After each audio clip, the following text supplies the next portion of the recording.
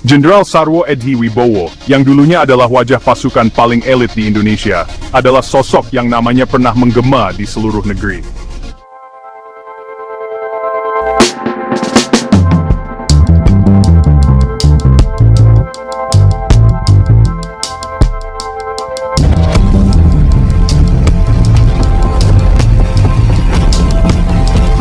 Ia dikenal sebagai pemimpin yang tegas, berani, dan sangat loyal pada tugasnya. Namun, di balik ketegasannya, tersimpan kisah rumit tentang pilihan-pilihan sulit yang harus diambil seorang prajurit dalam pusaran sejarah bangsa.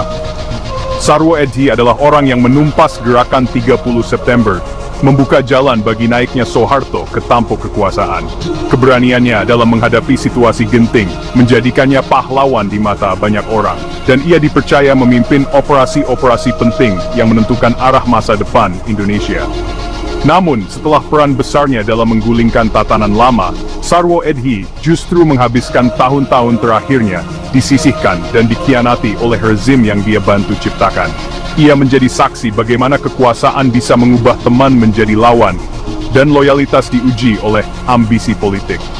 Bagaimana pahlawan tahun 1965 ini bisa berubah menjadi sosok yang terlupakan, dihantui oleh kekecewaan dan rasa pengkhianatan.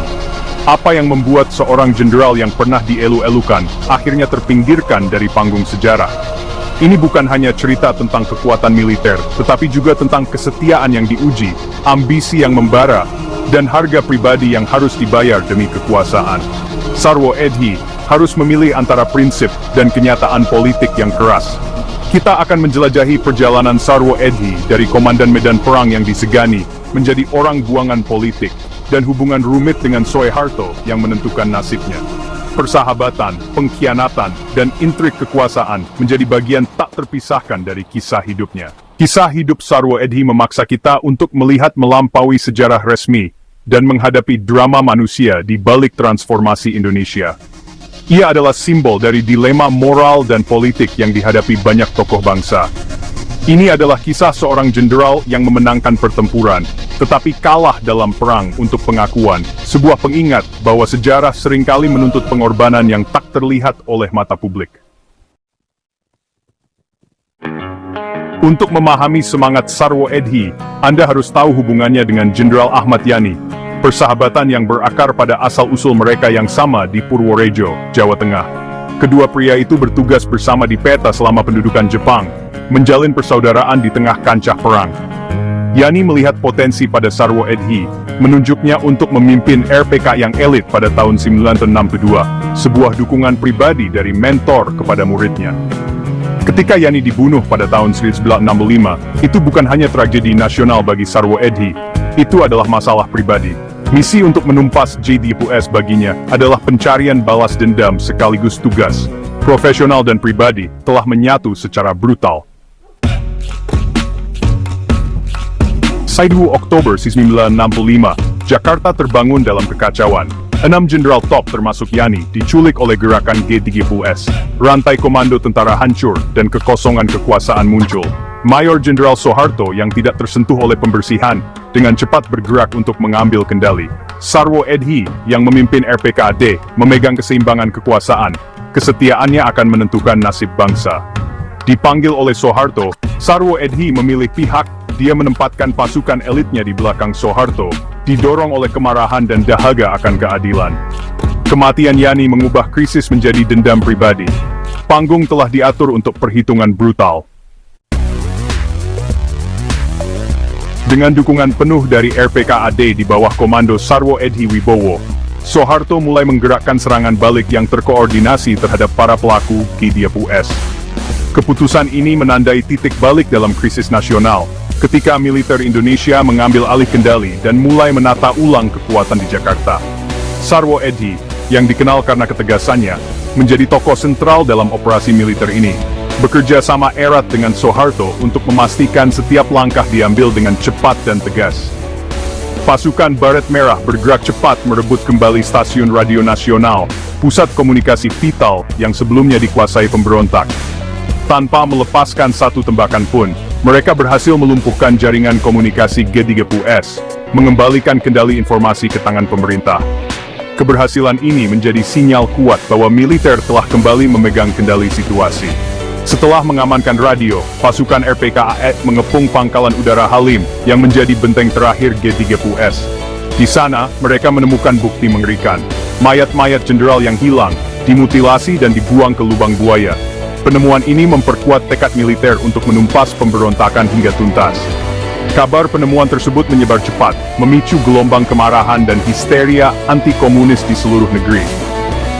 Demonstrasi besar-besaran meletus di berbagai kota, menuntut pembalasan terhadap PKI dan para pendukungnya. Media massa pun ramai memberitakan kekejaman yang terjadi, memperkuat sentimen anti-komunis di masyarakat. Sarwo Edhi kini mendapat mandat langsung untuk memimpin operasi pemberantasan G30S dan sekutu PKI mereka. Ia mengerahkan pasukannya ke berbagai wilayah di Jawa dan Bali, menyusun strategi bersama para komandan militer lain, dan memastikan setiap operasi berjalan efektif. Konvoi militer bergerak dari desa ke desa, menandai dimulainya operasi skala besar. Operasi-operasi ini dengan cepat berubah menjadi pembersihan brutal. Ribuan warga sipil dan terduga komunis ditangkap, dikumpulkan di tempat-tempat penahanan sementara, dan banyak di antaranya dieksekusi tanpa proses hukum. Suasana ketakutan dan ketidakpastian menyelimuti masyarakat, karena siapapun bisa dicurigai sebagai musuh negara. Dalam kekacauan ini, batas antara musuh dan orang tak bersalah menjadi kabur. Banyak keluarga terjebak di tengah konflik, tidak tahu apakah mereka akan selamat atau menjadi korban berikutnya. Ketegangan dan rasa takut merasuki kehidupan sehari-hari rakyat Indonesia. Di bawah kepemimpinan Sarwo Edhi, kebijakan keras diterapkan tanpa kompromi. Ia memerintahkan pasukannya untuk tidak ragu bertindak, yang akhirnya memicu salah satu pembantaian massal terburuk di abad ke-20. Dunia pun mulai memperhatikan, namun roda kekerasan sudah terlanjur berputar. Sarwo Edhi menjadi simbol sekaligus alat utama pembersihan ini, pedang yang menebas lawan-lawan negara, dan wajah dari babak kelam sejarah Indonesia. Sarwo Edhi kemudian mengklaim pembersihan anti-komunis menewaskan hingga 3 juta orang, angka yang mengejutkan dan mengerikan. Perkiraan lain, seperti jurnalis Rum Ali, menempatkan jumlah korban mendekati 500.000, tetapi jumlah sebenarnya tetap hilang dalam sejarah. Pembunuhan itu kacau, tidak terpusat, dan seringkali tidak didokumentasikan. Apakah jumlah korban setengah juta atau jutaan? Traumanya bersifat nasional dan abadi. Pengakuan Sarwo Edhi sendiri menempatkannya di jantung warisan gelap ini. Dia melihat dirinya sebagai penyelamat, tetapi sejarah mengingat kuburan tak bertanda. Kontroversi mengenai angka-angka adalah pengingat yang menghantui akan kebrutalan era itu. Saat Soeharto mengkonsolidasikan kekuasaan, nasib Sarwo Edhi sangat berbeda. Sementara Soeharto naik menjadi presiden, Sarwo Edhi, yang pernah dipuji sebagai pahlawan, diam-diam disisihkan. Promosi militer profil tinggi tidak pernah datang. Sebaliknya, dia dikirim ke komando regional yang jauh dari pusat kekuasaan Jakarta. Popularitas dan sifat independennya menjadikannya ancaman potensial bagi kendali hati-hati Soeharto. Pesannya jelas, rezim membutuhkan administrator yang setia, bukan pejuang karismatik. Sarwo Edhi, orang yang membuka jalan menuju tahta dijauhkan. Kariernya diatur, bukan dirayakan. Arsitek kemenangan tidak diundang untuk berbagi rampasan. Bagi Sarwo Edhi, disisihkan adalah pengkhianatan pahit. Dia telah mempertaruhkan segalanya, memimpin pembersihan yang mengamankan pemerintahan Soeharto, hanya untuk diasingkan dari kekuasaan. Penugasan terakhirnya sebagai duta besar untuk Korea Selatan adalah bentuk pengasingan politik yang sopan. Secara pribadi, dia menyatakan kekecewaan yang mendalam. Kesetiaannya adalah jalan satu arah. Rezim menghapus perannya dari narasi resmi, menjadikannya sebagai pemain pendukung. Digunakan untuk pekerjaan kotor, dia dibuang ketika dia menjadi tidak nyaman. Kisah hidupnya menjadi pelajaran peringatan tentang logika dingin kekuasaan. Warisan Sarwo Edhi sangat diperdebatkan. Pahlawan bagi sebagian orang, algojo bagi yang lain. Dia dikenang karena tindakan tegas dalam krisis nasional, tetapi juga karena memimpin pembantaian massal. Bagi keluarga korban, dia melambangkan kebrutalan negara. Bagi militer, dia adalah penyelamat. Perkiraan jumlah korban tewasnya sendiri mengakui darah di tangannya. Kekecewaannya terhadap Soeharto mengungkap retakan tersembunyi rezim. Hidup Sarwo Edhi adalah pengingat bahwa sejarah dibentuk oleh ambisi, persaingan, dan pengkhianatan. Dia adalah patriot sekaligus pelaku, dirayakan sekaligus dilupakan. Kisah hidupnya menolak kategorisasi yang mudah, hidup di ruang abu-abu antara keberanian dan kekerasan.